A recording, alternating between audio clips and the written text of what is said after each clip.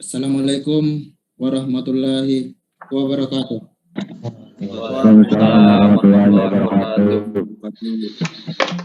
Kami dari kelompok 3 ingin menjelaskan tentang eksistensi lembaga hipotek. Saya beri pertanyaan kepada teman atau saudara Andre, yaitu apa tujuan dari penelitian eksistensi lembaga hipotek?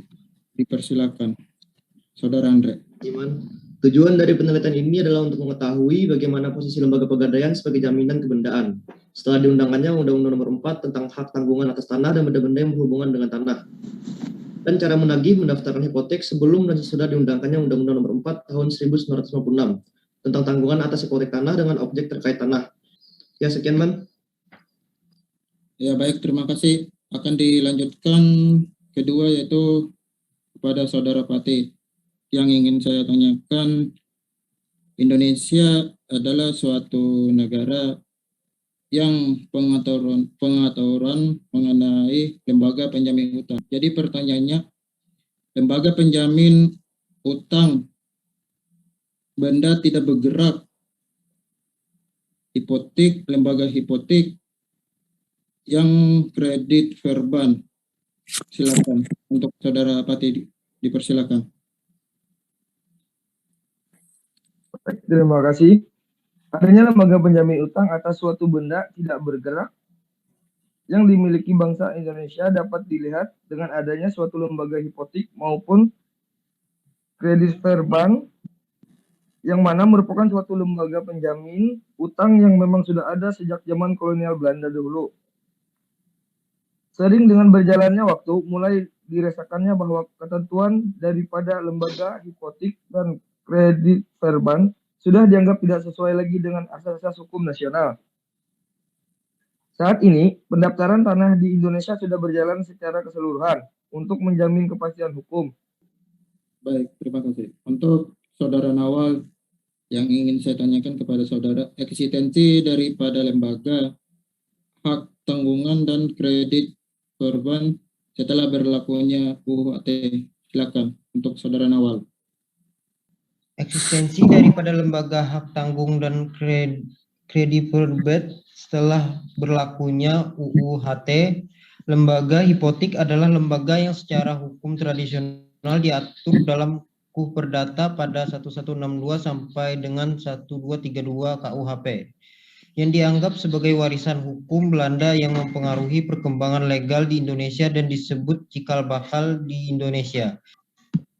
Oke, terima kasih. Untuk dari saudara Dani, ingin saya tanyakan, apa saja kontrak yang menciptakan hubungan hukum antara hutang dan piutang yang pembayarannya dijamin dengan real estate atau kredit verban? Silakan untuk saudara Dani. Oke, terima kasih. Kontrak hipotek pada dasarnya adalah kontrak aksesoris, selalu merupakan kontrak yang terkait dengan kontrak utama, atau mengatakan bahwa kontrak hipotek ada jika sebelumnya ada kontrak utama.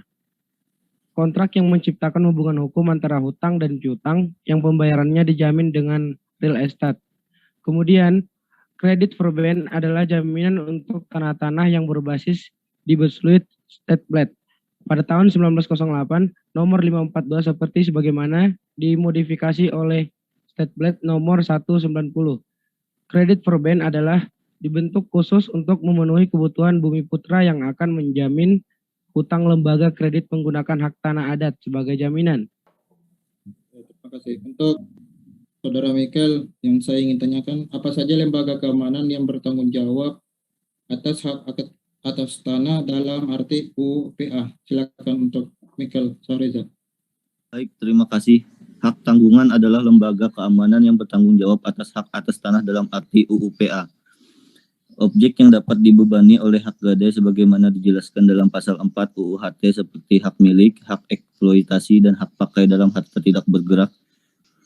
Baik, terima kasih. Untuk Halim, yang saya ingin tanyakan, apa saja kontrak hipotek atau dalam kontrak tambahan yang terkait dengan kontrak utama persyaratan bahwa kontrak hipotek itu adalah sebelumnya kontrak utama? Yaitu silakan dijawab untuk Saudara Halim.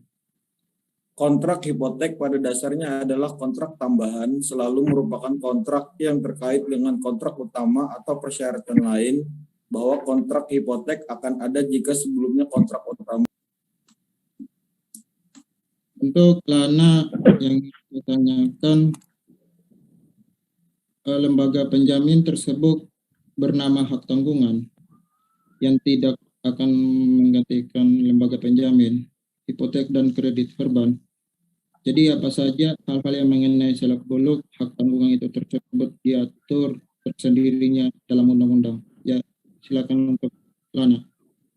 Ya, terima kasih kepada saudara. Saya menjawab sebagaimana disebutkan sebelumnya dalam ketentuan Undang-Undang Nomor 5 Tahun 1960 tentang Peraturan Dasar Pokok-pokok Agraria telah ditetapkan atau memberikan hak agunan yang dapat dikenakan pajak atas tanah sebagaimana diatur dalam hukum pokok agraria. Lembaga penjamin tersebut bernama hak tanggungan yang tidak akan lagi menggantikan lembaga penjamin hipotek dan kredit perban.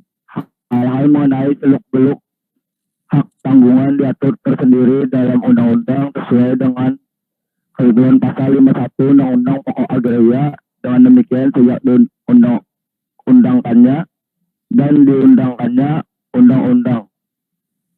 Selama undang-undang tersebut belum diundangkan sesuai dengan ketentuan peralihan yang terdapat dalam pasal 57 Hukum Agraria, ketentuan hak tanggungan sebagaimana dimaksud dalam buku 2 Hukum Perdata dan ketentuan berkaitan dengan kredit perban 14/1908 akan tetap berlaku. Nomor 5/14 sebagaimana telah diubah dengan 14 nomor 1937 sepanjang menyangkut hal-hal yang tidak ada ketentuan dalam atau berdasarkan ketentuan pokok agraria.